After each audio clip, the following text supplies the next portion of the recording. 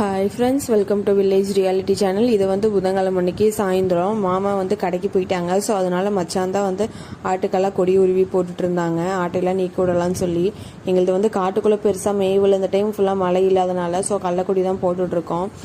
கள்ளக்கொடி உருவி போட்டுட்டு இருந்தாங்க. ஆட்டையெல்லாம் நீக்கி விட்றலாம், நீக்கி விட்டா தான் கரெக்டாக இருக்குன்னு சொல்லி ஆட்டை நீக்கி விட்றதுக்காக தான் போனாங்க. ஆட்டையெல்லாம் நீக்கி விட்டுட்டு கொஞ்சம் தாலிக்கெல்லாம் எப்போவுமே தண்ணி ஊற்றி வெளியே வச்சுருவோம். தாலிக்கெல்லாம் தண்ணி ஊற்றி வச்சுட்டு ஆட்டை நீக்கி விட்டதையுமே எல்லாமே கள்ளக்கொடிக்கு பறந்து ஓடிருச்சு. ஏன்னா வெயிலில் வந்து பெருசாக மேய்கிறதுல காட்டுக்குள்ளேயும் மேவில்லை. ஸோ அதனால் சித்தியாக கள்ளக்கொடி போட்டு கடிக்க விட்டோம்னா வவுறு நம்பிக்குது.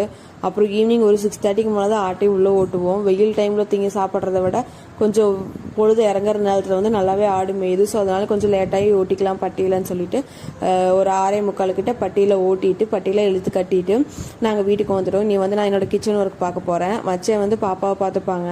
ஸோ நாளைக்கு ஒரு இன்ட்ரெஸ்டிங்கான ஒரு மினி விலாகில் பார்க்கலாம். பாய்.